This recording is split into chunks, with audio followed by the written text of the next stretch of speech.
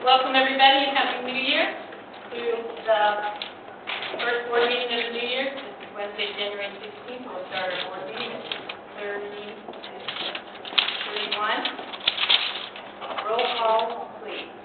Director Moore? Here. Director Scoble? Here. Director Carlson? Director Wooten? Here. Director Morrison? Thank you, everybody. Join me please in the Pledge of Allegiance.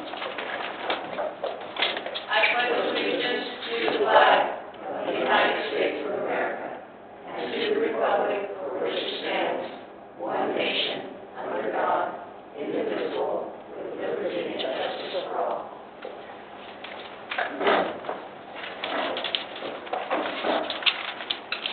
Okay. Thank you, everybody, for braving the storm and coming out here tonight for this board meeting. Let's go with adoption of the agenda. Do we have a motion? A motion to adopt the agenda. I need to, there's a correction needed on the agenda. Okay. What does it say, consent? Consent agenda, yes. So this is the adoption of the agenda. Right. Is there a second? Aye. Okay, all in favor? Aye.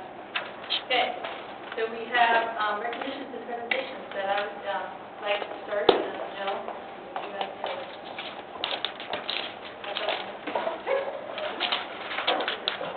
Thank you, but the record show that we're all from this one meeting.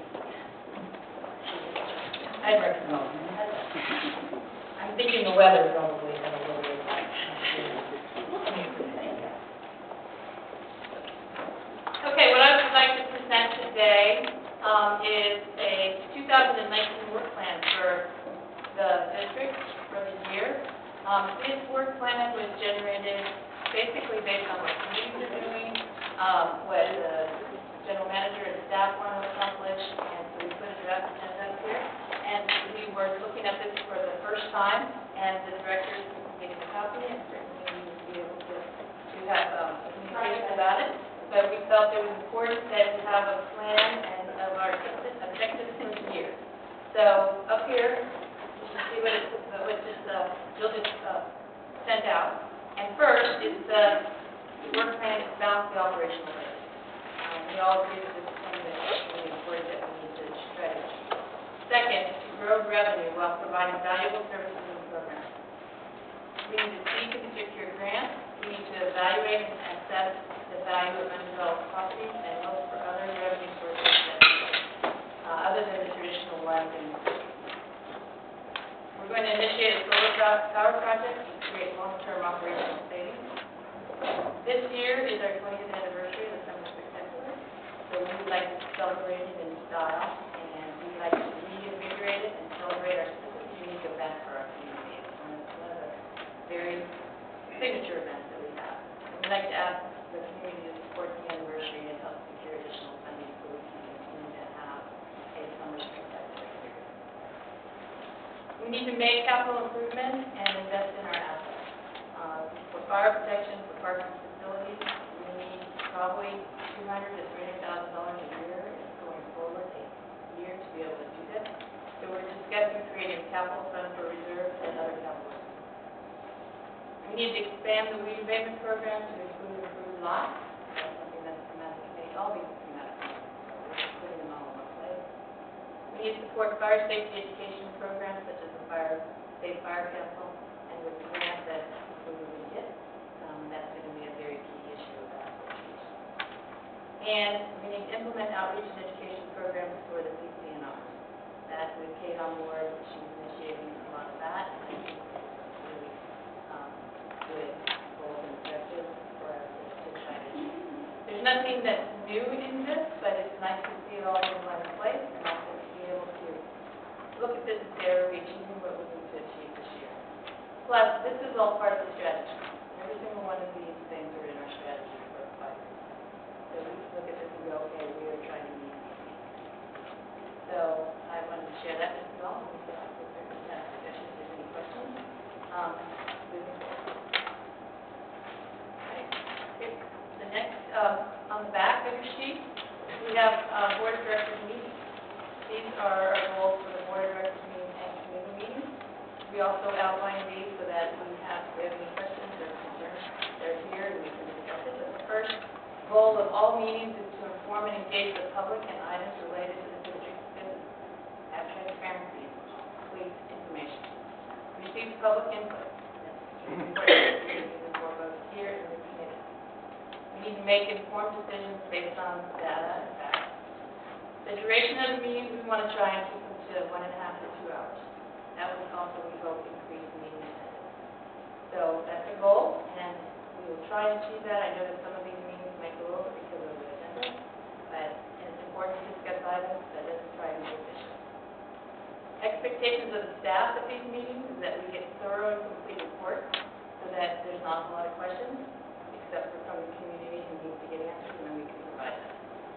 The agenda packet needs to be complete and accurate. So there's every information that we need in there is right there for us. And we like to manage the number of items on the agenda so that we can be once we have information. For the board members, our expectations is to please come prepared and informed and review the agenda packet in advance of the meeting. Ask questions of staff and list. So this is extremely important. What we want to do from the dais is when an item comes up, we ask the questions of the staff first. Then we go out to the public so we can listen and consider the public testimony. Then we come back and have board meeting discussion. So we ask questions to clarify, go out to the public to get input, and then come back and discuss the item. That should be the order of how we want to do that. So we don't reverse that. And brief fellow board members about community work is extremely important. In the meeting, we need to be able to do that. That's a little bit farther down in the meeting. From the audience, we'd like to have you speak to the podium. Be respectful of the public testimony within the allocated time, and be quiet in the audience with no chatter so you can hear what's going on up here tonight. The benefits of all having this kind of meeting is that basically the meetings will be shorter and more efficient. Hopefully more people will come. We'll have more transparency because we have thorough and accurate reports. We reduce the costs that include legal fees and staff costs for being here, and we get broader and increased attendance. For the committee meetings, we'd like to make them working meetings. The committee meetings are really a great opportunity for the community to come in and engage with during these meetings, more than probably a formal meeting or board meeting. So we engage the community in the dialogue in the committee meetings, and we create board action items so that the staff knows what to do, and then we bring them and communicate those. We attend only assigned committees. We need to waive the lobby for previous meetings to adjourn so we don't have a Brown Act issue, which would be 3 room, 1 room, 1 room. In case of an absence, inform the general manager and alternate at least 1 week in advance. That would be courteous and respectful to your other board members. And share actions and discussions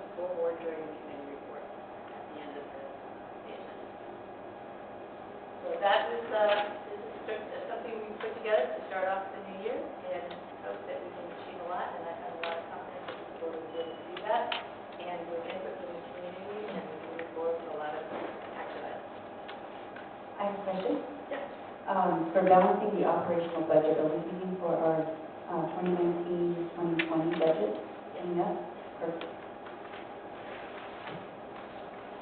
Okay, so let's move on to the approval of the consent agenda. And if anybody has any questions or wants to talk to me about anything after the meeting, I'd be happy to discuss any items that are on this list and the board as well. You're not going to have public comment on what you said You can have public comment.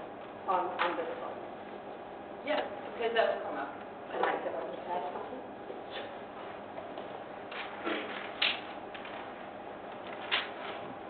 Per the Brown Act, I don't think you can stop a committee member, another board member from sitting in a committee.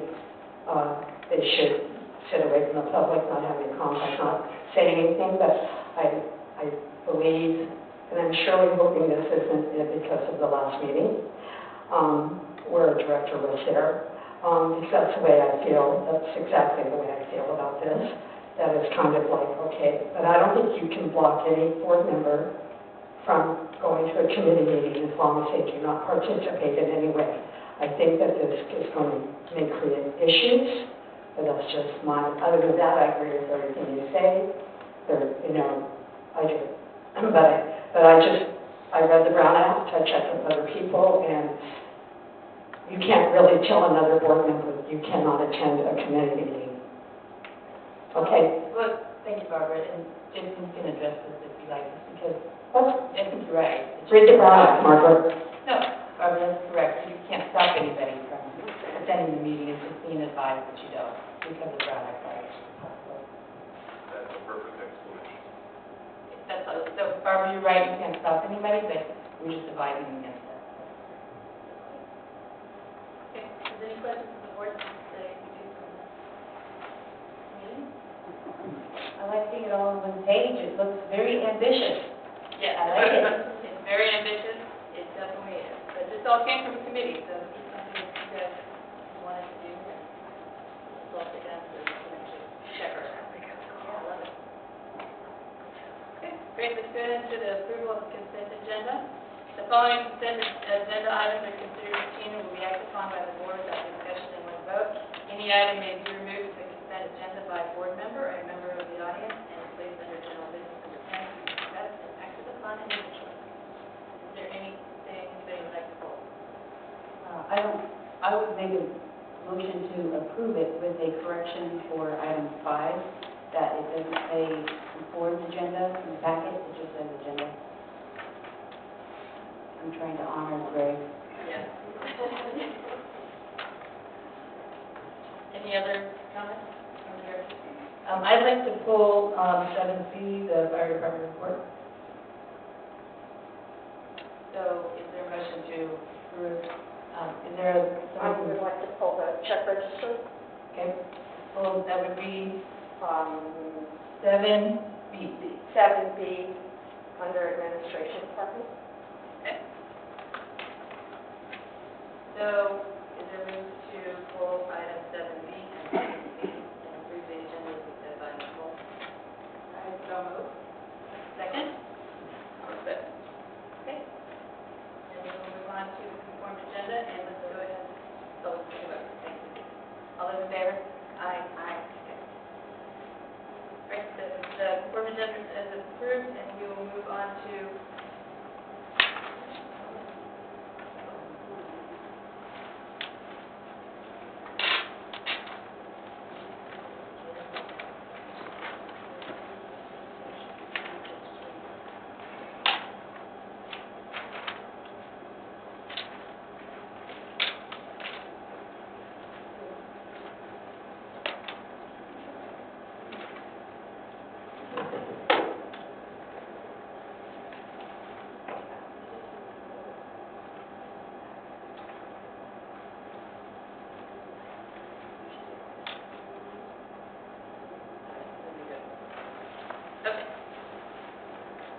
open forum now for agenda items that are currently not on the agenda that fall under the jurisdiction of the board of directors. Comment during open forum is limited to 4 minutes per person. Public testimony will be received on each agenda item as it is called. Principal party on each side of an issue where applicable is allocated 10 minutes to speak. Individual comments are limited to 4 minutes except for the consent of the board. When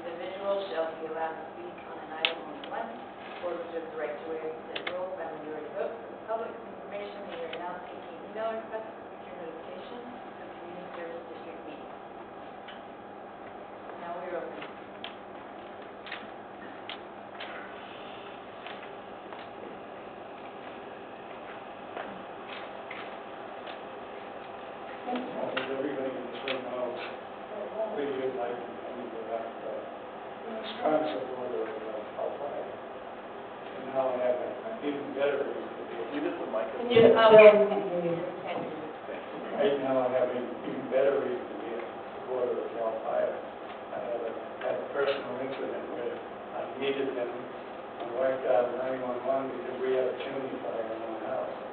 And I just have to say how amazed I am and how professional they were when they showed up and everything they did to make sure that the problem was solved. They went into my attic to make sure there was no problem there. They went on the roof.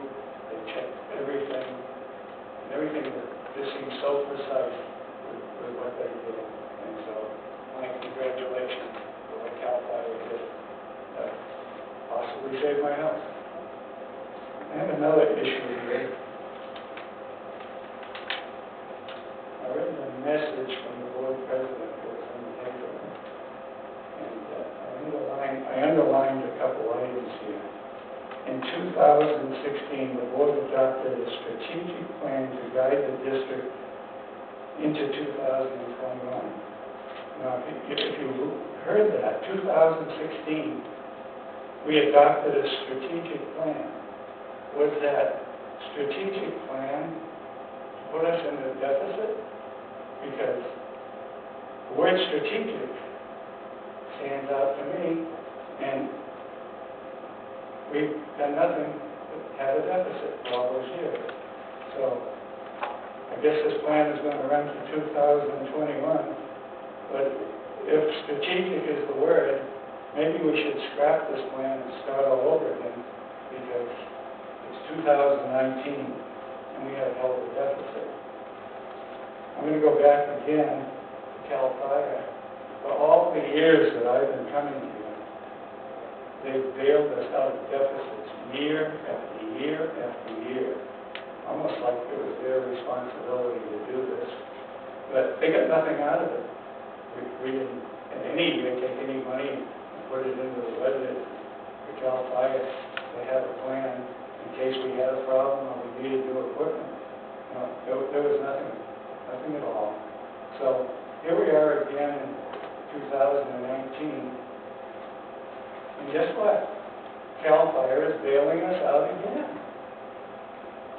We had a $360,000 or $70,000 deficit, but because of Cal Fire, they're saving us enough money that we're going to be okay this year. Now, I'm happy that this happened, but there's something wrong with this. If Cal Fire bails us out every year, we're going to expect this to happen, and we shouldn't. What we should expect is for us to get our act together like they have their act together and stop this deficit. What I'm afraid of now, because this happened again, that we're not going to do the things that we really should do to solve this budget deficit. Now, members of this community have made suggestions of things that we should do to solve the problem, not just year after year, but permanently. And so don't back off just because we got bailed out again this year. Let's make sure that we do something, no matter how drastic it is, to solve this problem. thank you.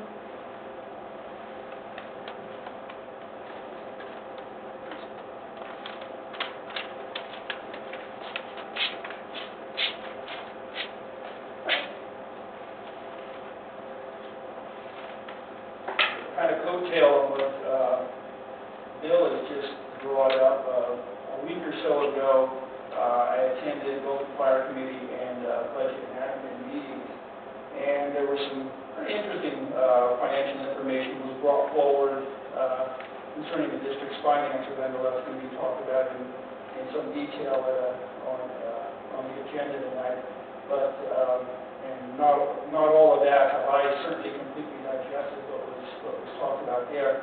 But one thing that was brought forward was $237,000 in savings, at the midterm, or the mid fiscal year, and it appears what was pointed out to me that most of that savings did come about as a result of, once again, Cal Fire coming in substantially, with substantial savings on the fire contract. And as Bill says, it looks as if it could well be that this year, once again, that the savings from CAL FIRE going back into the general fund is going to be able to cover all, or at least most of the structural deficit that was built into the 18-19 budget. Now, that being said, I certainly hope that the realization of that is not going to dissuade the board from their recent declaration of determination to continue to look for ways to reduce expenditures and find efficiencies in order to submit a truly balanced budget for the next fiscal year, or at least one that is substantially more balanced than the one we have this year. I hope that the realization that CAL FIRE probably is going to, once again, throughout the last 2 quarters of this fiscal year, probably come up with probably some pretty substantial savings, won't cause you to just sit back on your laurels thinking that the immediate crisis has now passed once again. Okay? I'm glad to see this worksheet and the things that are listed on that. I hope that means that you're serious about going ahead and making some of the tough decisions that we talked about at the board meeting a month ago. Likewise, I also have looked at some financial statements and heard some figures in the past several weeks that indicate that the fire department has turned over checks to the district in the amounts of hundreds of thousands of dollars over the past years for the rental of our fire equipment. Now, logically, most, if not all, of this money should have been set aside in our fire equipment replacement fund for the purchase of new equipment to replace aging and outdated equipment. But alas, apparently nobody on this board or on previous boards was watching the hen house when the fox, Mary Cahill, raided those funds and then used them however she pleased. And so now we're in a situation, and I trust that practice is in the past, that when these checks are turned over now, they're going to be appropriated to the correct fund, and we're going to have money in that fund, because we're now faced with buying another engine, another fire engine, and also 2 light trucks. And instead of being able to write a check for that, we're going to be financing it once again, just like we did the last time that we had this situation where we needed a new fire engine. And we're at the point now where we're making the very last payment on that engine, and now we're starting in with the new engine, which will once again be financed. You know, I would like someone to tell me, I doubt anybody in this room will tell me tonight, I'd like to know how much we spent on financing that last engine and how much we're going to spend on financing this next one, because that is taxpayer money that is being needlessly spent. The money should have been in there, in the fire replacement fund, to write a check for these things. And it's a crime. You know, you all, what's that? Thank you very much. Yeah, thank you. I was just going to say, you all have some responsibility here. You have some fiduciary responsibility, and you haven't lived up to it.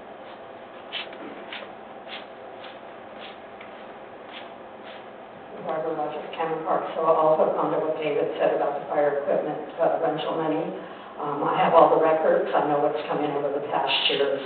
And again, as he said, I hope the practice of taking that money and offsetting the deficit in the budget has ended. I know last year it was mentioned $260,000.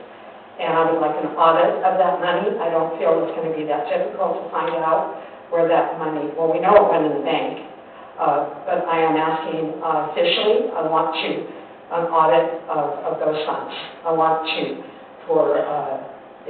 it's no hurry, I'm not asking anybody to rush into it, but I want that money, I want someone to tell me when that money went into the bank, you're going to be able to match up the deposits with a copy of the checks. I believe Chief Moran has copies of all those checks and where that money went and what it was spent on. Also, it was mentioned in the budget admin meeting that perhaps that money could be spent on other things. No new engines, nothing else but new engines. It's not This is free money to you guys. I can tell you that where I retired from, Los County Fire would love it if CAL FIRE would hire their engines. But because of our relationship with CAL FIRE, our engines get chosen first. There are many fire districts in this county that are in dire financial straits that would love to be able to earn this money. We should be counting our blessings that we have this money. It's free money. It's money that was supposed to be for fire engines. And when the remark is made that perhaps it won't be supported by an individual because we can't count on the funding, well, that's a crock, because you've had the money coming in for years. And sadly to say, I expect it will be, unless we have a drastic change in our fire behavior in the state, I dare say it's going to remain the same, that we are going to be bringing in money. And another thing I went back and tracked was the amount of money that's brought in by the plan checks and inspections. That's something I've never really paid attention to. Where is that money going to? The fire, money raised by the Fire Prevention Bureau. Is that going into the general fund? Is that money being put away to offset future costs for fire prevention? So there's just a lot of things. You know I focus on fire, but let's face it, fire needs to be our number one goal here. Everything else is secondary in my eyes. When this district was formed, it was a fire department. There was nothing else. We need our public safety. We need to make sure we're doing the right things with the monies. As far as contract money, and I know certain people will disagree with me, but in your general funds. But leave the fire equipment money alone. Thank you. Is there anybody else who would like to speak to Mr. Performance tonight? Okay, we'll move on to general business. And item number 10, items removed from the consent agenda for discussion. Let's talk about 7B.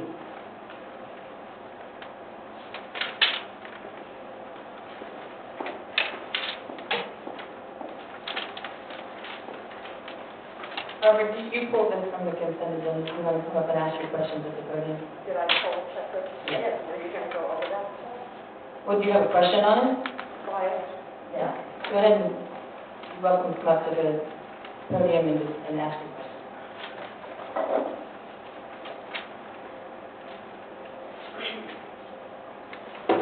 Well, this really has to do with fire contract also. At the Budget and Admin meeting, it was mentioned that account 5236, which is our CAL FIRE contract for the 18-19 year, that amounts to $3,763,473, was 63.46% expended. And I said to myself, that cannot be right. We're only halfway through the year. So I went back. I was only able to go back through the check registers for September of 18 and January or December of 18 and I believe September of 18, because check registers were not provided in the agendas. I went back online and I looked. I couldn't find any check registers even in the Budget and Admin meetings. And I know there was a time where we were not being provided the check registers in our packets. So with that said, I do want to see some check registers, and I'll send an email on that. I feel that your number of $2,388,485 expended is skewed. And my reasoning for this is the third quarter and the fourth quarter for the 17-18 contract year were not paid until September of 2018. So my question would be, were those funds encumbered, and did you encumber those funds and carry them over from the 17-18 year into the 18-19 year? Because those two payments are last fiscal year, not this fiscal year, but they're being shown that it's this fiscal year. And in my world, and I talked about the Toronto about this, because They came to me after that meeting, like late at night, like, there's something wrong here. When I worked for the city, and also when I worked for the fire district, if I had a large expenditure that I knew I wasn't going to get a statement or invoice until after the end of the fiscal year, we encumbered those funds. Okay, so let's have, you have a question, Barbara, so let's have Vicki answer that. Okay. So you can, So were you aware, yes, this as a board? Okay. yes. So Vicki will go ahead and answer your question. I was also aware, can you all hear me? No. Not very well. I'm sorry. Is it on? I was also aware of this anomaly, and I am discussing this with the forensic accountants because they do that work. So, and unfortunately, she's been out of the country for several weeks on a pre-marriage trip. So I haven't gotten a chance yet to speak to her. But you're correct, Barbara. We do have an issue there. I just don't know at this point exactly how they were handled in previous years. I know that. So I can't really say if it's past practice that they approved, or if it was past practice Right. that they just paid the third quarter every time, and therefore they had all 4 quarters in one fiscal year. I just can't say that at this point. Right, and I tried to go back and research, but I couldn't find anyone check registers going further back, and they didn't have time to go back into 17 or, you know, because I know, you know, there's been a lot of changes, but, you know, for me, and I don't know, I know that when I was speaking to Bob Toscano, the county really doesn't like to even encumber funds any longer, but they will, you know, they will do it if they have to. But he said even if you don't encumber it, you can make a transfer of funds, so to speak. And so we have a long talk. And Barbara, can you get back to us on that, obviously, and when she comes back? Yes, I want to make one thing clear to the audience. Well, Yes. that projection was made without that $222,000 in mind, Yeah. because I knew that that was an anomaly. Okay, all right, well, I just want you to know I had caught that. Yes. That Thank you, Barbara. is the percentage. And Vicki will get back on to all of us on that. Okay. And probably the budget admin committee, so we can bring it back to that. Okay, great. I'd like to pull the fire report, and then, we ask Chief Landry to come up. Thank you, Vicki. Okay, good evening, board and all the public that's here. We talked about this just prior to the meeting, and I just wanted to update you on a couple items that are going on that aren't in the fire report. And a couple of those are just some small changes going on with CAL FIRE locally in the unit that will actually start to benefit our contractor with Cameron Park. One of them is we just recently entered into a Amber contract for services with Diamond Springs El Dorado Fire Department. And what that contract's doing is it's keeping Station 43 in El Dorado, which is, you know, up Mother Lode Road, staffed year-round full-time, and then that benefits the system as a whole. It also provides Diamond Springs El Dorado with some additional chief officer coverage from our chief officers that we have, which enhances and builds that relationship between the working groups and really helps a lot of things. So that's a new contract that we entered in early December, and then just after Christmas, well actually right on January 2nd, we entered into a new contract with Georgetown Fire Department, and Georgetown's up on the divide in between the rivers, as I think most of you know. They also have a JPA ambulance and then a small fire department that they manage with a group of volunteer firefighters. And their fire chief resigned 2 days before Christmas and took a job in Boulder, Colorado, so they were kind of in a pinch, if you would say. And so we offered some support to them. They took us up on that, and that worked out into another Amber contract, and so they're contracting with us for chief officer, administrative, and operational oversight of their department. So in essence, I'm now also their chief with the folks that I have that work for me, and it's going to help manage that ambulance.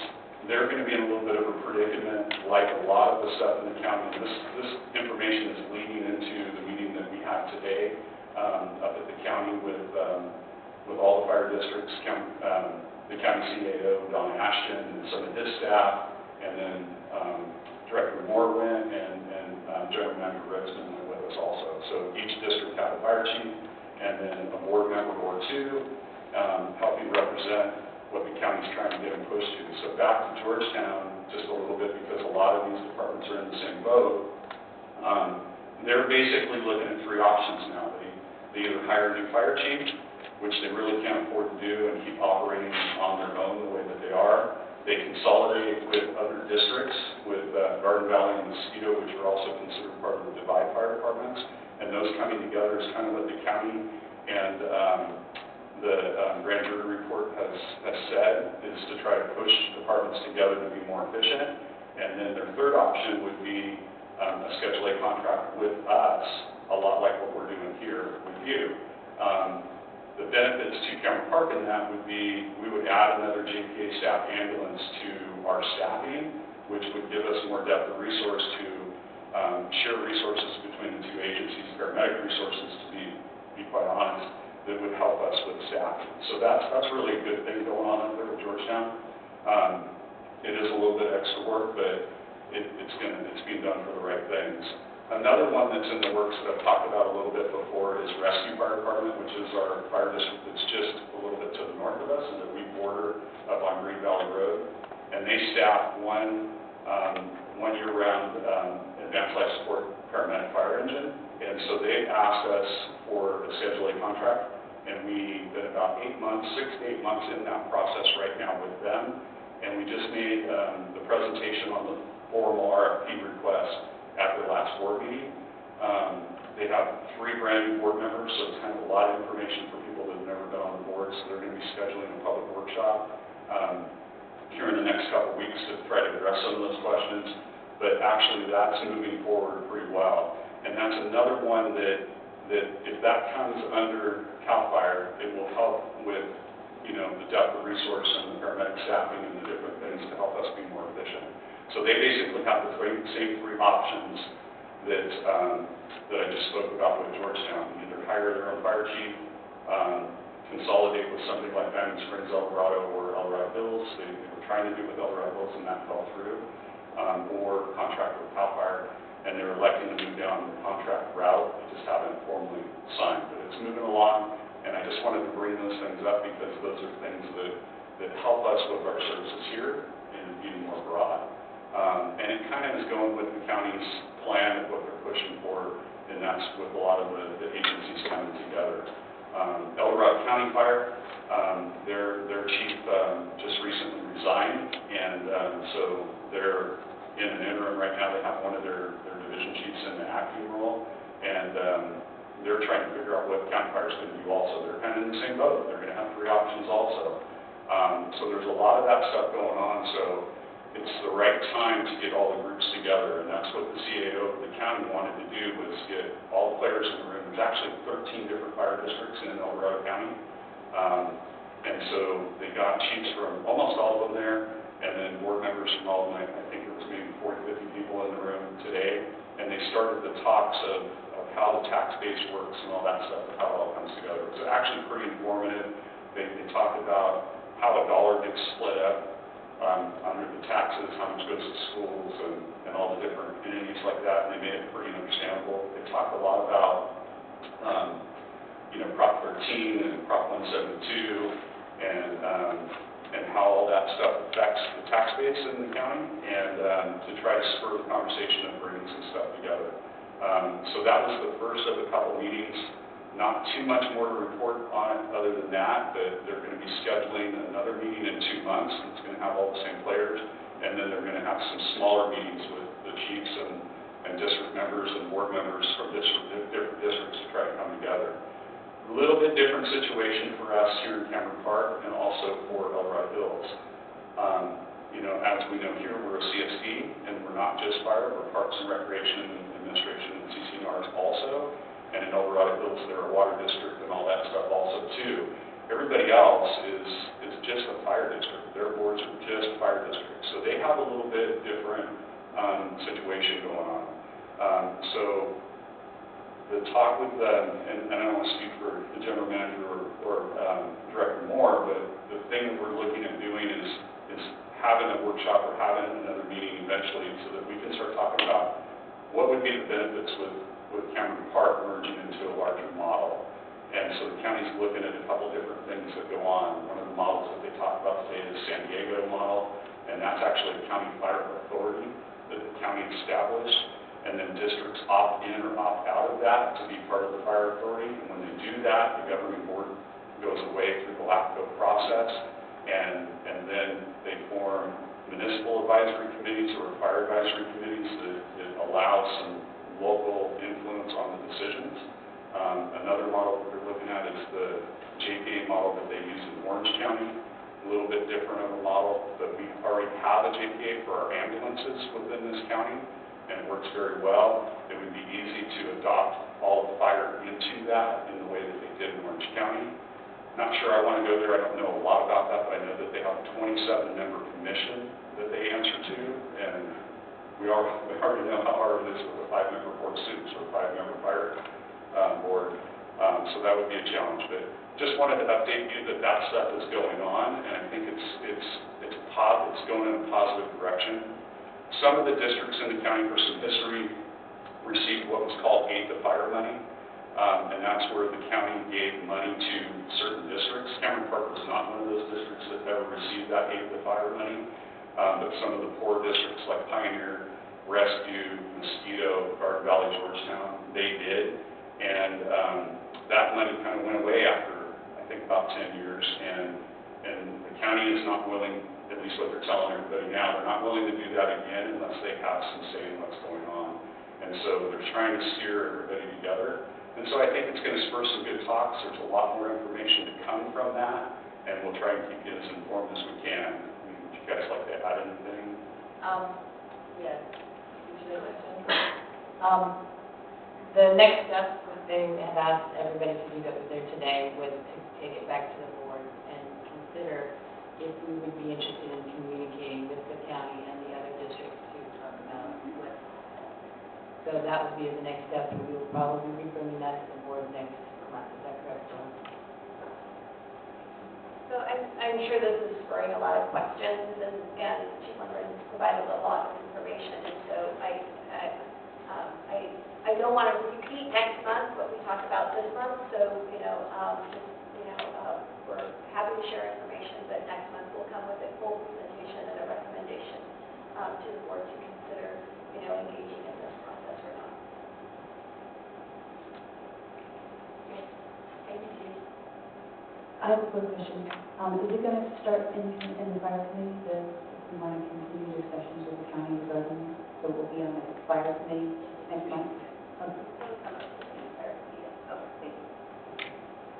So obviously I wear multiple hats with being your fire chief and also being the Georgetown fire chief now and also being the Cal fire chief and representing some other entities outside of El Dorado County because we have 5 counties within my unit's jurisdiction. So I'll still be attending that meeting, and so I'll be able to share information. But, one of the things that we're going to have to figure out, because we'd be a separate negotiation with the county because we're different, not being in a fire district. So we have to really look at, I'm saying we now, I'm saying we as Cameron Park, we would really have to look at what would be the benefits to Cameron Park CSD in going into one of these fire authorities or JPAs with the rest of the county. And so I'll continue to try and share information as it comes. I don't know if we'll be ready for a formal presentation because I don't know if we'll be that far along by next board meeting, but we can certainly share more information. Well, we will be making a recommendation to how the board member engaged in that, I think, is what they asked, so we'll have that. Okay. Let's open it up to the public. If anybody has any comments, please come up to the podium. Is there a possibility, would you get Rusty, that will share the keys maybe, should we propose?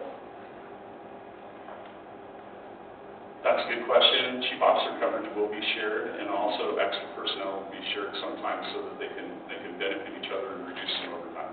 Would that lower the cost costs on our side if we share? Yes.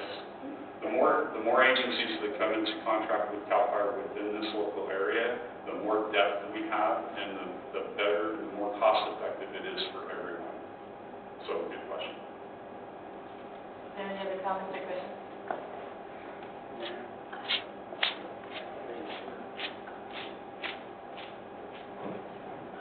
Of course, the cost savings and so forth always sound very attractive when you start grouping up and so forth, but what I worry about is some grand overarching agency, whether it be the county or some group that's elected by this group of fire districts that basically starts to erode your independence, as a board, and us as a district to oversee our fire and emergency services and our contracts as we see best. So I would be very, very leery in coming under the authority of any, like I say, any kind of a grand overarching countywide, multi-countywide system and so forth.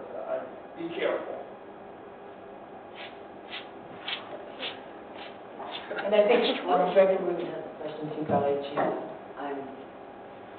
I'm not asking a question regarding that particular issue. There was a meeting with the local sheriff and the fire department where they discussed the homeless issue out on Coach Lane. Are there any reports on that meeting or anything that I work with drug shelters also, and I was not told about this meeting. More informational to the business owners? So, since he's not with the microphone, it was more informational to share information to the business owners on what's being done with it. So Is there any way of getting any notes on what's discussed? Absolutely, we can give you some information on that after the meeting. It's more of a collaborated effort between, locally, we had a pretty big homeless problem here in Cameron Park, in the area behind Rayleigh's and also off Coach Lane, and working with the county and the sheriff's department, some of the CAL FIRE law enforcement folks work hand in hand to help mitigate that emergency and do some cleanup. Ralliesburg crews came in and did some work to get rid of some of the brush so there was not as much area for them to kind of hide in, I guess you would be, or have their camps in. And then the county helped out by hauling a lot of the stuff out that was in there that was basically garbage. So there was a lot of cleanup that went on, and it's kind of an ongoing process with the homeless and trying to get them into some programs. And I forget what the name of the one is that the sheriff's uses. The hot team. And so there has been a lot of concentrated effort and work done on the homeless in Cameron Park, and it's been a collaborated effort with the county and with the sheriff's department and with Cameron Park and with CAL FIRE's law enforcement. It's outside of the contract with you. Now, is Coach Lane the county park, but privately owned? That was my understanding. The land. The land where the homeless were? Yes, on Coach Lane, not Palmer Drive. Yeah, they were on private property, yes. Chief, did you have something else? Yeah, I wanted to make a comment on David's comments, and that's a very good analogy of what's going on. And I'm just going to be frank with you. One of the reasons that Rescue Fire Department is interested in a contract with CAL FIRE, a lot like the contract we have with you, is in the contract with CAL FIRE in Schedule A, you retain local control. You are the governing body that gets to oversee the contract. We are still Cameron Park Fire Department.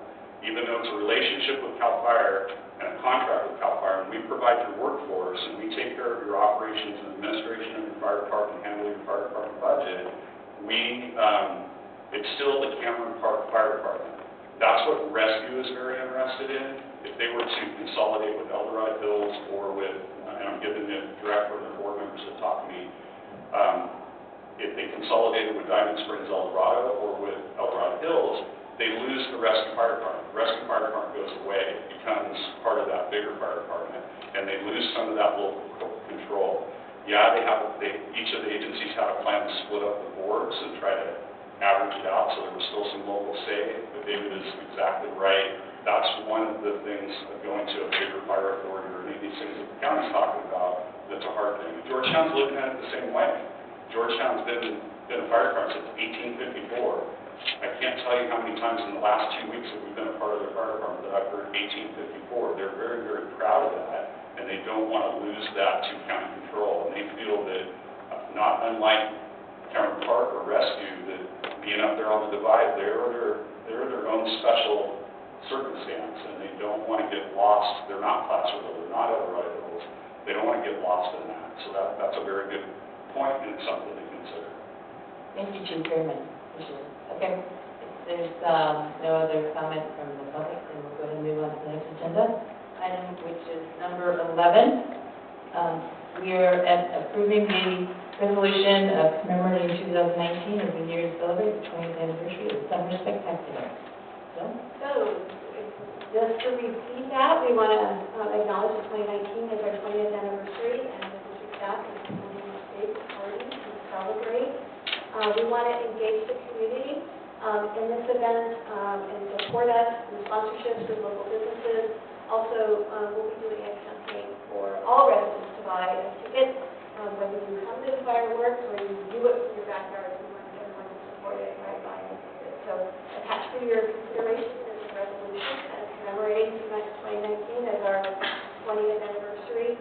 We'll keep the board and the community updated on our plans. And then there's also attached a draft Summer Spectacular sponsorship opportunities. It's just a Word document talking about how we will be coming forward with some different levels of sponsorship opportunities. Before, it was all one level, and now we're going to provide people with some different options. And so that's a draft document. So if anybody has any comments, I'm happy to accept them after the meeting and take questions from the board.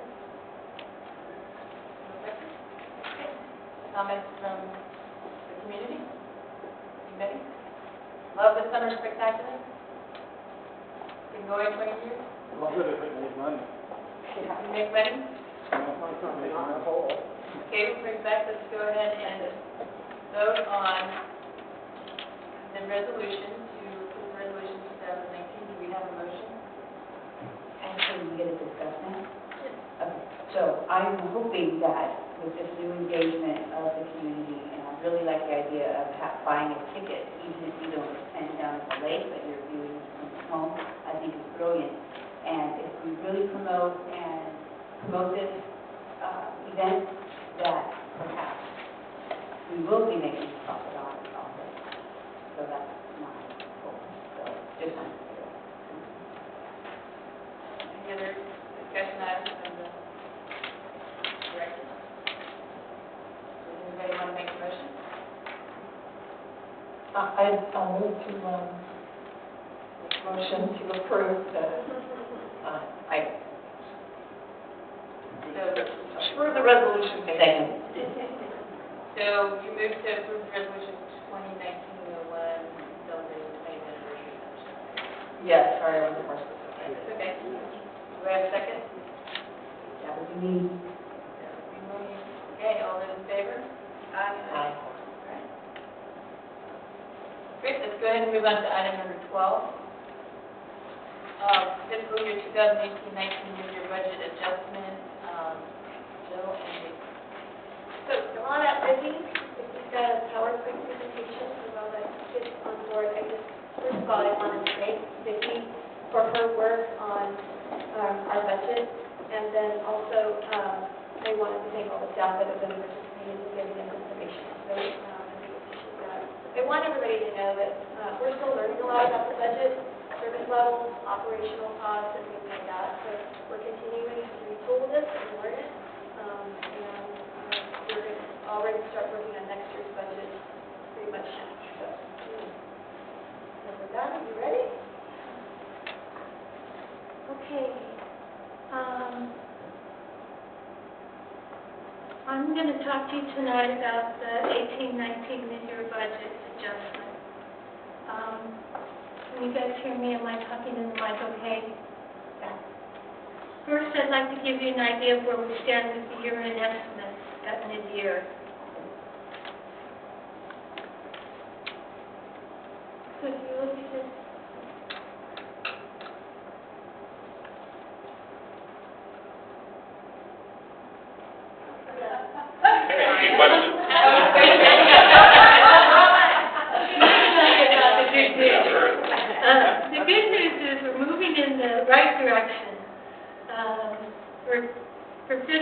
year 18-19, your estimates indicate the district's operational costs are declining, while the mid-year budget adjustment proposes investment in district infrastructure assets.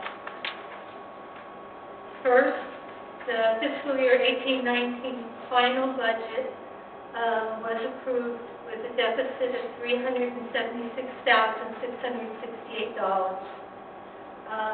You can see that in the first column, the last number.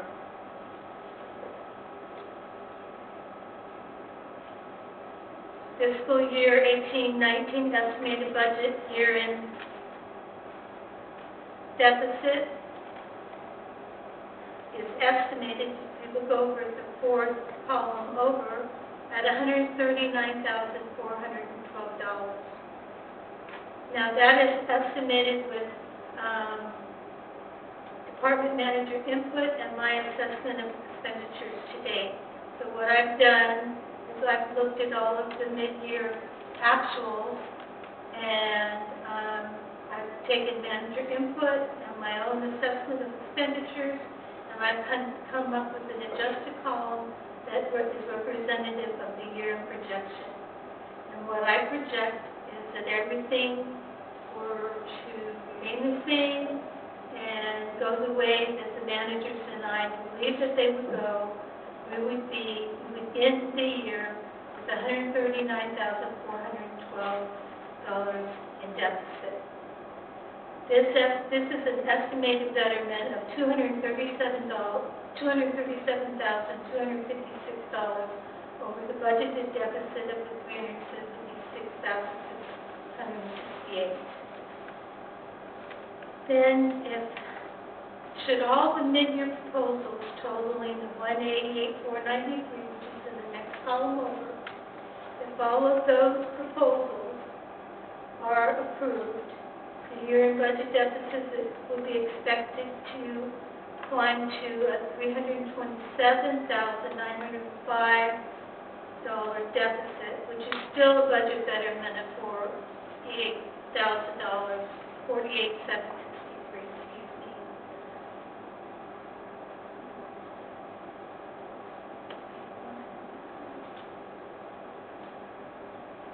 The most significant operating savings come from the following items in the estimated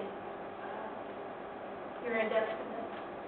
The part-time salaries in Parks, Community Center, and Recreation savings of $83,049. Contractual services and administration savings of $40,715.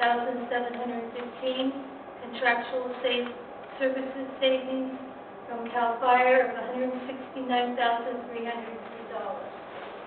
I want to say that the part-time salary changes are the result of operational efficiencies.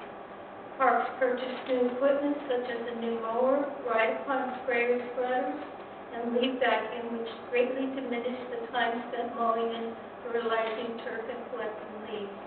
Recreation eliminated some programs which were not meeting attendance and revenue requirements, and budget savings, I want to be clear, budget savings in the CAL FIRE costs due to the vacancy of battalion chief.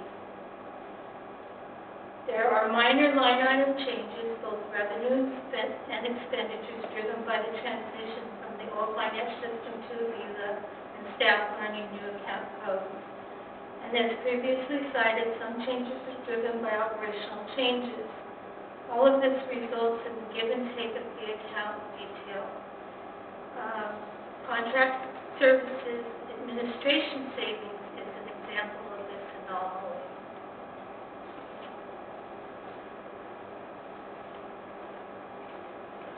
Now let's take a look at the mid-year budget proposal. Keeping in mind the proposed mid-year adjustments are an investment in or in addition to our asset base. These investments are lasting and add value to the district as a whole. The majority are capital investments, although a few are operational and maintenance driven. I have categorized these proposals by department within capital investment and then department within operational investment. So let's talk about the capital investments first. The first department I'm going to talk about is fire. The first capital investment we're making is we are buying a lightweight truck replacement. We're actually investing in two lightweight truck, one lightweight truck replacement and lightweight truck equipment and one engine replacement. And we are partially funding those expenses through moving county health, fire department revenues, and in the amount of $38,295 and in the amount of $34,59. We're moving those to fire apparatus equipment replacement accounts and other income accounts. Next, we're going to talk about parks capital investment. I want to talk about parks development fees first. We have approximately $500,000 in park development fees to be used for expansion of park facilities.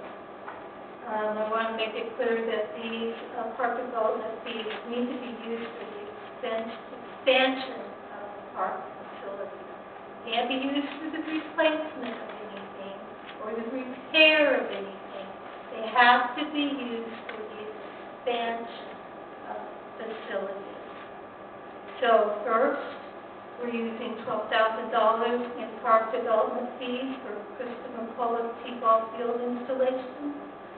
Next, we're using $40,000 in park development fees for consultant to finalize master plan requirements at Rasmussen. Next, we're restripping pickle tennis ball courts using pickleball supporters. And lastly, we're developing a Bonanza Park disc golf course, and we're using disc golf course financial support for that. The total cost for these investments is zero, but I want to make sure that you understand that the investment is $73,000 and some change. The reason the cost is zero is because you have offsetting funding. So I'm going to stop you right there for just a second. I just want to acknowledge that the T-ball field at Christopher McCullough, the Bonanza Park, and also the Rasmussen Master Plan for the park. What this does is it sets aside funding for staff to initiate the process. But please know that this is a community engagement process, so that plan specifications for the new T-ball field and approval of that T-ball field need to come to the board for approval. With Bonanza Park, I'm sure there would be some community outreach as well. So just know that this isn't saying that, yes, those things are going in, but this is the kickoff for us to start that process so that the board and the community can consider those efforts. So if I didn't make myself clear, you can ask me. And the last capital investment category is in the community center. We're going to install some new float valve assembly. We are going to install some electronic door openers. That's in the front entrance in the gym, and it's ADA related. And we're going to replace 300 feet of pool drain grating, and that's safety related. The net cost of the community center investment is $17,693. So the total capital investment, fire plus parks plus community center, is $180,493. Now I'm going to go to the operational investments. I will draw your attention to fire first. We are going to move tuition fees, held at the county to the fire budget, to the education and material services line. We are going to budget $83,000 in weed abatement revenues and offset that $83,000 with weed abatement contractor expense, admin salaries, and benefits. The total net cost is zero because they have offsetting funding, and the net investment is $99,160. The next operational investment is in parks, and it's $8,000. And this is for in-kind purchases as a reimbursement to CAL FIRE for use of the Growlers for camp crews. Total net cost for parks is $8,000. The total operational investment for fire plus parks is $8,000.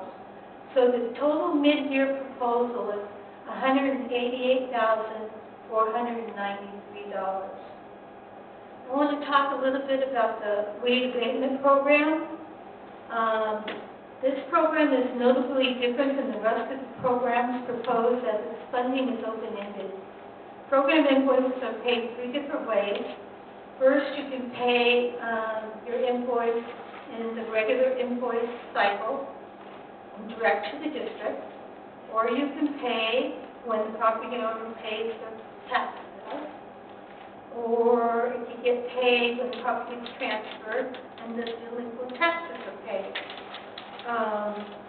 In fiscal year 2018-19, 9 invoices were issued totaling $33,722. To date, $8,090 has been collected, leaving $25,632 outstanding, represented by delinquent property tax bills. Staff is recommending continuation and expansion of the weed abatement program with offsetting revenues, while a track record is established for collection of fees and liens. Additional revenues may be forthcoming in fiscal year 2018-19 with the completion of a full tax year. In the meantime, there is a risk that the budgeted revenues may not be realized. What's the delinquency rate on property tax? The delinquency rate on property taxes, I'm told, is about 1%. And the tax sales occur after 5 years of delinquent property taxes. So there is an end date if the property tax remains delinquent of 5 years. So in theory, the district would receive their abatement revenues within 5 years, if not sooner. Okay. Fire department revenues held at the county. I want to explain a little bit more about this. The district funds of the county currently total $87,914, and includes fire training money, fire equipment replacement money, and fire protection money. The district's past practice for revenues generated in the fire department was to move the revenues from the district to the county to be held over after the fiscal year closed for future expenditures in these areas. Staff determined after communications with the county auditor's office that the revenues were generated from several sources: fire marshal fees, grant fee funds, fire apparatus rentals, and an agreement between the district and Los Rios Community College. This practice of holding the funds at the county caused confusion as to the accurate accounting of the revenues and took the funds out of the purview of the district board of directors. Staff recommended and the board approved in the fiscal year 18-19 budget to move these funds to the fire department Revenues generated in the fire department will be received by the district and budgeted in the fire department budget, which is the same practice as all district revenues. And I think that's the end of my presentation, and I'm open for questions after I reiterate. The good news is the operation expenses are going down. We are not proposing service level reductions. Our proposed investments are in infrastructure and assets, and staff is continuing to learn about the budget and the operational cost of the budget. So I can entertain questions from the board. Thank you, Vicki. And do we have any questions from the board? Director Carlson, can you all hear me? I did get a chance to listen to the Budget and Revenue Committee meeting, so I appreciate all the discussion from everybody that was there. And I'm happy that it seems to be going in the right direction, and that we're working to increase transparency, and that the board and the public can better see what funds are there. One question I have is there the county and the district doesn't have a teeter agreement? No, they do not, as far as weed abatement revenues go. That is a program that does not qualify for the TANF program. Director Wynn? Director Scott? What's a teeter agreement? The TANF program is a program whereby the county, at the end of every fiscal year, will make an agency whole as far as certain program revenues or fees or monies are concerned. A good example of that is our property taxes. Our property taxes are backed by the TEETR plan, and so property taxes that are delinquent, we are made whole for those delinquencies. That's our weed abatement program then? No, the weed abatement program does not fall within the TEETR. Okay, so we have to wait for those. Yes. Okay. So Vic, I have a question. You have not received the December property taxes yet, so that 25,000 could, once we get that, property tax could go up, correct? Yes, and as a matter of fact, in my year-end estimate, I am taking into account a full property tax. You are. So- Yes. So how much is that? Uh,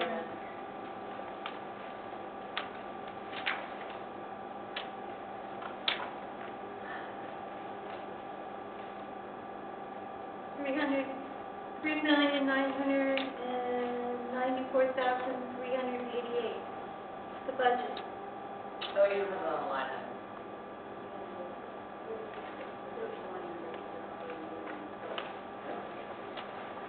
Oh, that, okay. 41 Yeah. cents. Thank you. And then on here you had, it says in addition, staff is discussing collection options for the county, including tax rate. Can you explain those options? The 5 years. The 5 years? Yes. Okay. All right. That's all my questions. And maybe to the audience, if you'd like to ask for the time. So that your numbers are a bit off because I have the most recent balance sheet from the county, and my numbers are $88,046.33.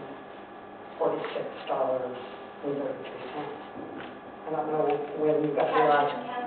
Washington County, Yeah, okay. they So- they are estimate last Yeah, five balance. right, so I have it through 12/31.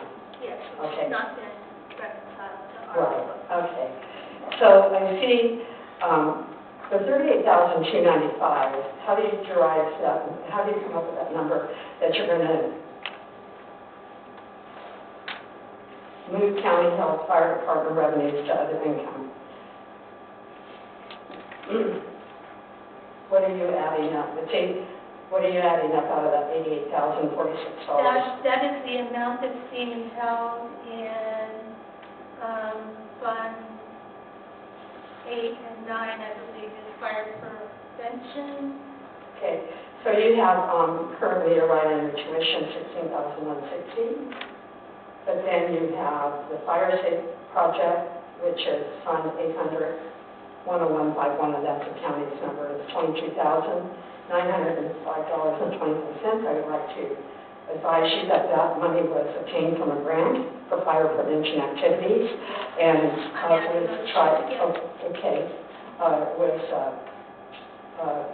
Chief Smith attempted to expend it when Richard Ramirez was here to buy his new mapping table, because, county's going electronic, so he needs new equipment. And so I just want to make sure that that money is earmarked for that, that it is not used for anything else. And fire development, you have $16,184.92, and I have not been able to clarify, what that is. So I just kind of wanted to make sure that the fund, when this district first started doing that, they put that money there. And then when they extended it, they would get it transferred back because of the dysfunction of this district over the past 10, 12 years. Not this current, but before. That practice, the deposits stopped in those accounts. And I'm thinking, and I'm not quite sure, but I'm thinking they stopped when Mary Cahill came on board. But I may be wrong there. So that's why that money has been sitting there all those years, untouched, basically. Nobody paying attention to it. I was told it was restricted, and I'm going to apologize because they're not restricted funds, but I was told when I first started tracking these funds, they were restricted. Because I want you guys to know that I do my homework and I do the research. And the fire department never even had these numbers. They were never provided with anything by the prior administration. So I started getting the information for the chiefs. And that's what I do. And I have a great relationship with Bob Toscano, and I get the updates twice a year. So I just wanted to especially let you know about the fire safe, the grant, on that $22,905. You may want to speak to the fire department about it, but that money was obtained for fire prevention activities alone and nothing else. And that is exactly. Okay, well, and that's why I'm asking the questions, okay? So that just to make sure. Okay, thanks. Thank you.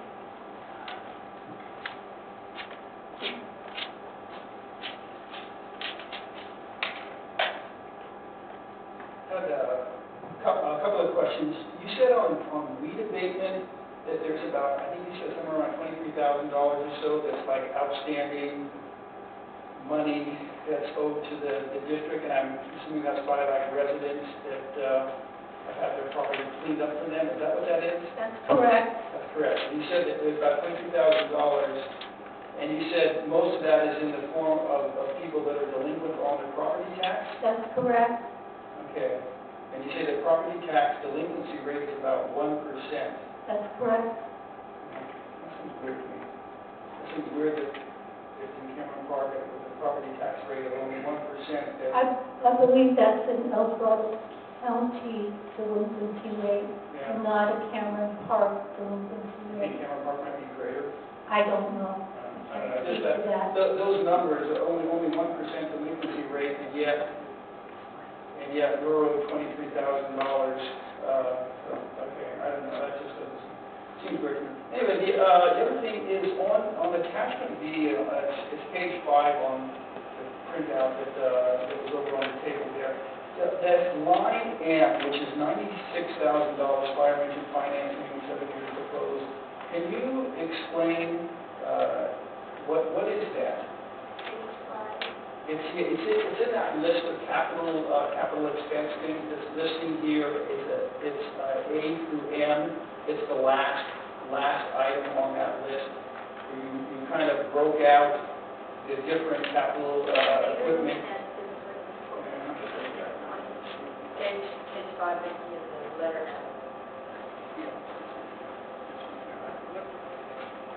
What does that represent?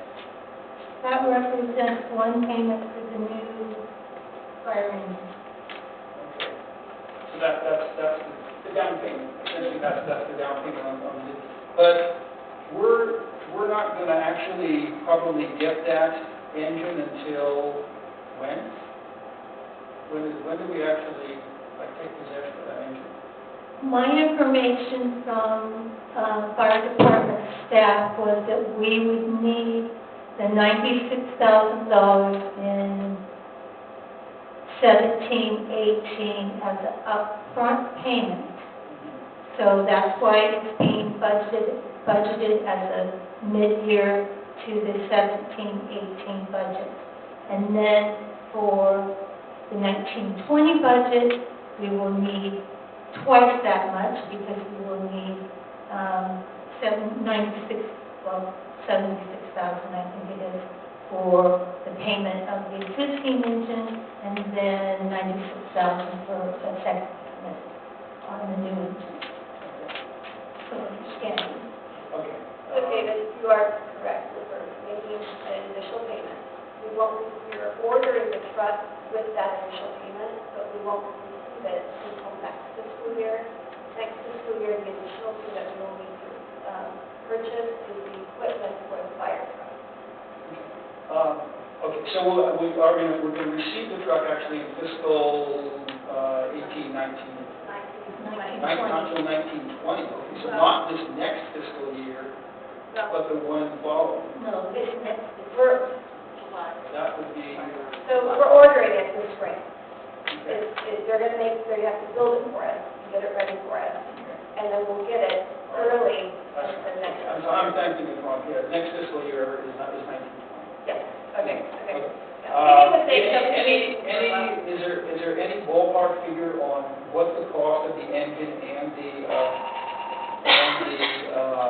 equipment to put on it The is? equipment put on it is 135. Am I right over there? Yeah. Oh, good, right. So 135,000 will be next year. So next year, there's going to be a big hit, and we acknowledge that. You've got some work to do, because you'll have your payment on your existing fire truck at 76.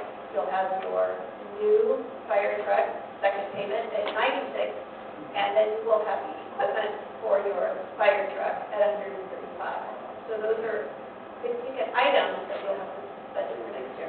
Okay. Can the 139 be financed, or is that? No. Okay. And the remainder of the cost of the engine will be financed, besides the $96,000 down payment, then the remainder of the fire engine will be. Yes, 96,000 a year for the next 7 years. What we talked about in budget admin, I think is where we talked about it, is that, and Whitney and I have talked about it, staff have talked about it, fire department has talked about it. We're making payments on 2 different fire trucks. We would like to not do that in the future. So what may happen is that once we get through, we have 2 payments left on the 76,000, I believe, and then once we get through next year, we may then increase our payment on the fire truck we're purchasing now, so that we're only financing 1 truck at a time, or paying cash outright. But so it's not collided like this. Is there a possibility, if funds come in through the rental, and we build up a fund there, that we could pay that loan off early and not accrue all the interest? Yeah, we would like to get in a position to do that. Okay. Thank you. Anyone else in the community who has questions on the budget? Okay, if not, let's go ahead and bring it back to the board for discussion. I'm in the budget admin, so I've got my questions answered. Director Lewis? Director Biden? Like I said, I did get a chance to listen to the committee meeting and to get a chance to talk about I just want to make a comment, and I think we did touch on it. We will be at a tipping point next year when we buy the new engine and we have to pay it and so that's going to come out of general fund for overweight right now. David mentioned rental, but we have to find some other deals. Hopefully we pay it down and not have to finance it. Have to find another engine and have to go on. So this board has its work cut out so that we can make this happen. That's my only comment. I'm taking it as up, and otherwise we use a motion to approve the end-year budget. Make a motion to approve the mid-year budget adjustment. I'll second the motion. Okay, any other discussion? All right, all those in favor? Aye. Aye. Okay, motion carries. Okay, item number 13, we need to talk about the election of special district representatives to El Dorado Local Area Formation Commission. Jill. Okay, so I apologize in advance for the very brief report, and so let me give you some context for this and for the public that's here.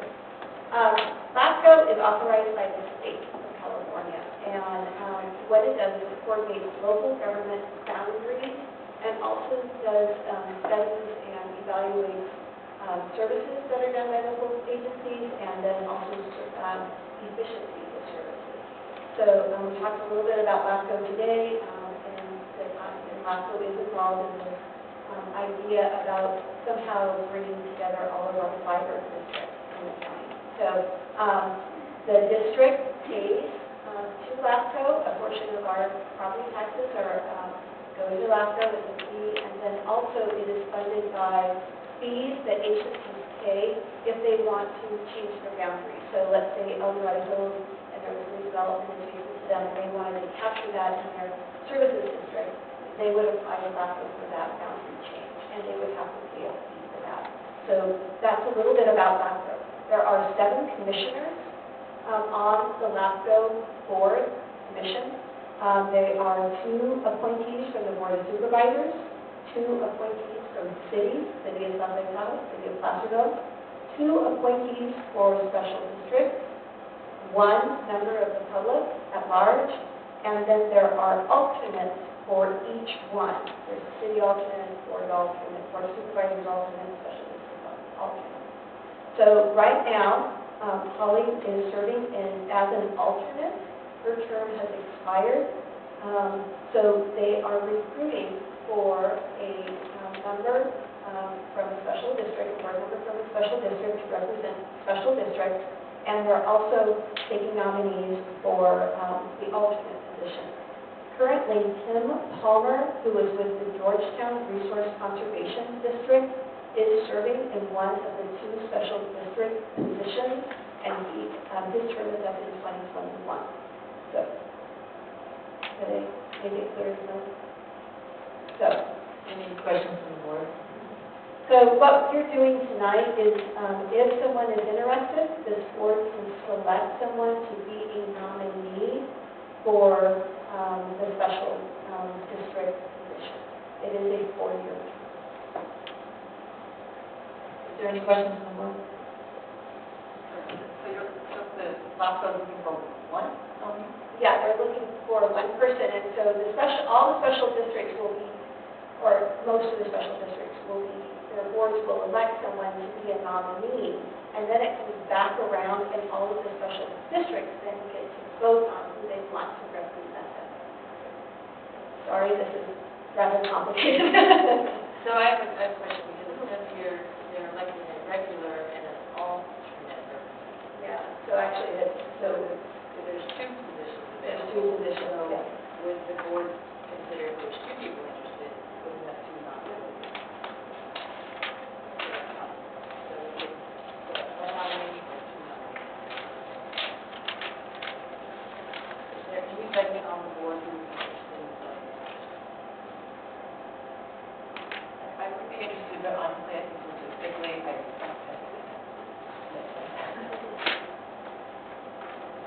well, I'd be interested too, but I was thinking this is a 4-year term. You have to be an elected official.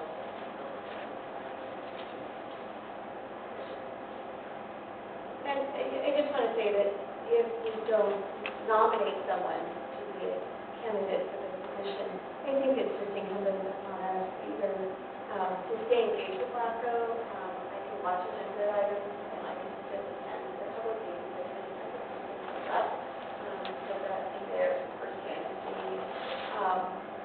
The other thing is that we can, certainly have some open dialogue with whoever those special district representatives are. Director Morrison isn't here, so I don't know we would handle that, if she was interested in. But she's a two-year term as well. She's a two-year term, but I don't know what that means, if they go in or not. I know she's very interested in it. Looks like we would need to, as a board, make a decision on February 15th, but it also sounds like it might be helpful if we knew whether we can nominate somebody to contract to, only have 2 years remaining. If you, I mean, if you select Holly, then, you know, it's at her discretion if she wants to nominate, and then I can also check with the last couple. So we could nominate Holly in her absence. And then Based on if her she interest, could you go. know, yeah. I mean, she is interested in it, and then If find she's out. interested, and then if she's qualified, because of the 2-year term, then she's going. Right, is there any thoughts on that? I think that's a good idea. Nominate Holly and make sure that it's actually allowed. I think it's important to have at least a nomination, because we want to say to them, we want to represent. So I have an interest in being represented, the district, and we know that if she would represent all special districts, we would still be showing it. So we have a nomination. And we can nominate her, with motion under, I can nominate Holly Morrison for our LAFCO representative. Actually, can we put her in for both? No, can we just put her in for one or the other, or how does that work?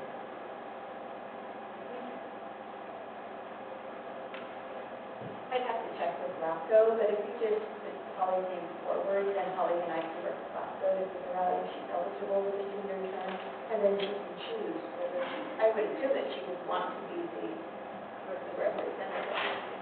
Okay, that sounds good. Okay, do we have a second? Second. Okay, all those in favor? Aye. Aye. Okay, and so moved, and we move on to general matters, treatment from board members and staff.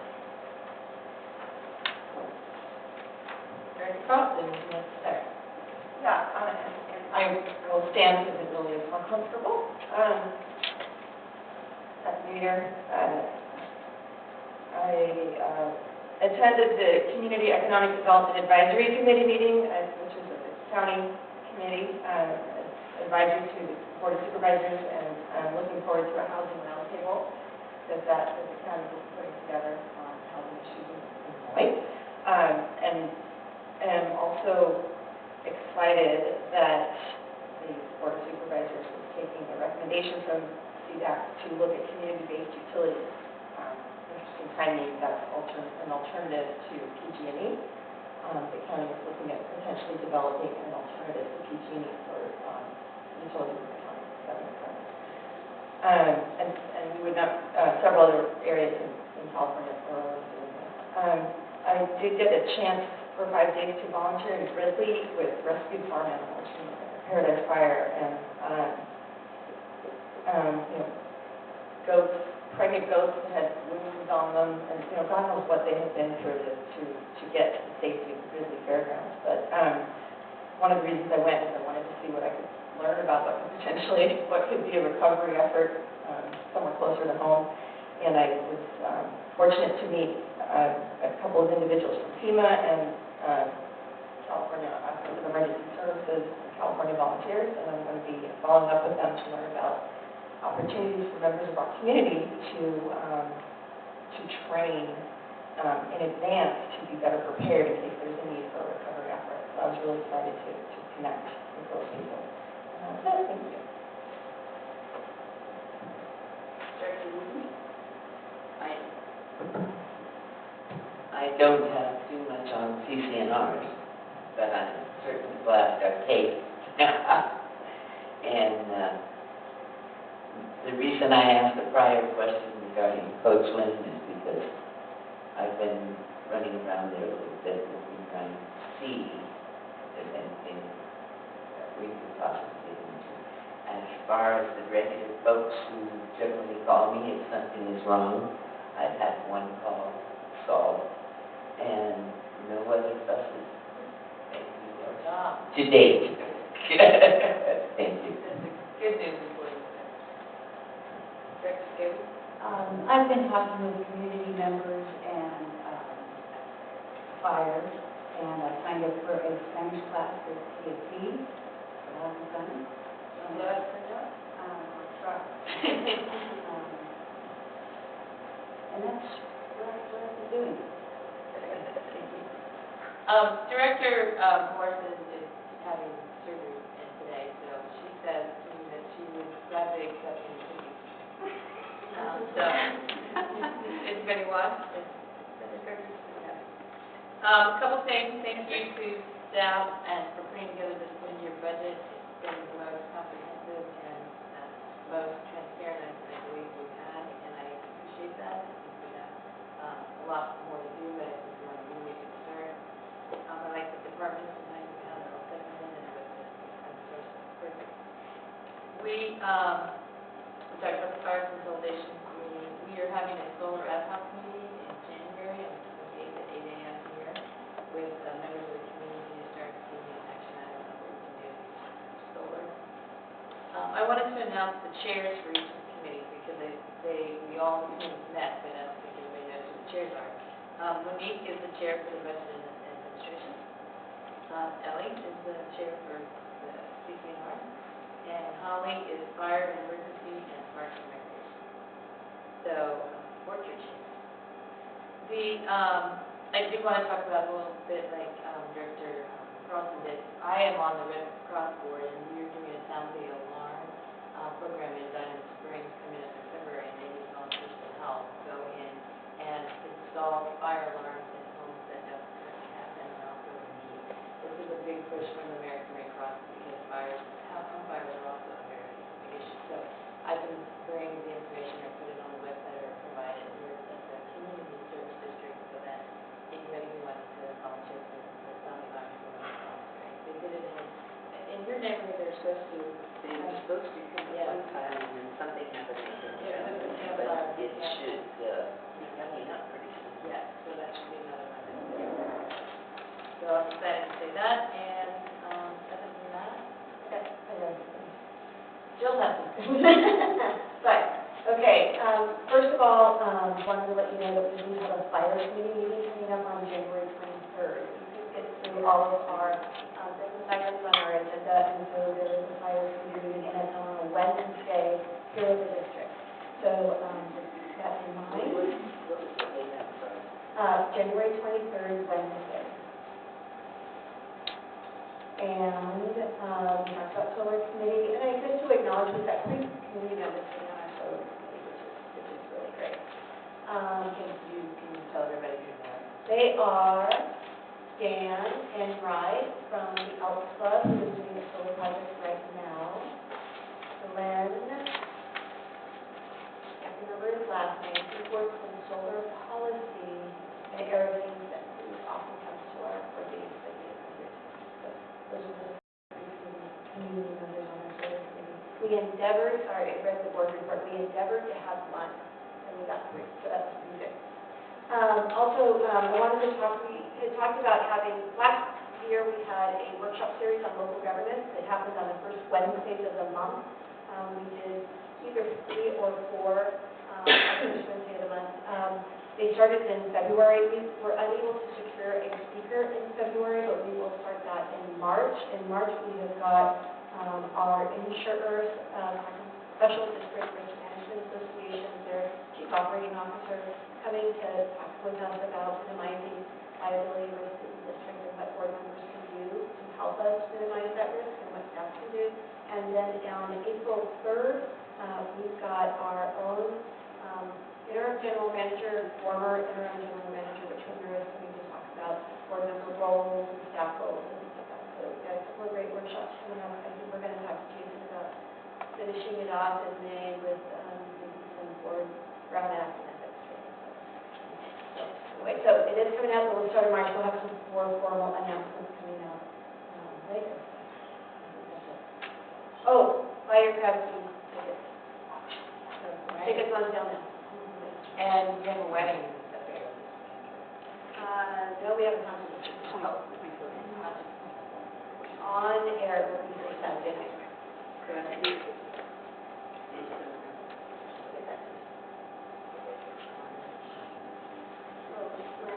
Crab feed is February 16th. Okay? Okay. Tickets on sale now. I actually would like to, First of all, I want to say, thank you for all the work that went into our mid-year adjustments. I think that it was very nice to see all that and to see the summary and bring it forward to the board and seeing if we does in our future. I also am really happy to see your work plan, Margaret. I think you did a great job summarizing that. And we're going to get all done this year. Yes, we are. Those we can. Okay. Seeing none, we're going to be going into closed session, and then right now we can take public comment on. At this time, members of the public may speak on any closed session item on the agenda. Is there anybody who'd like to speak on the closed session item?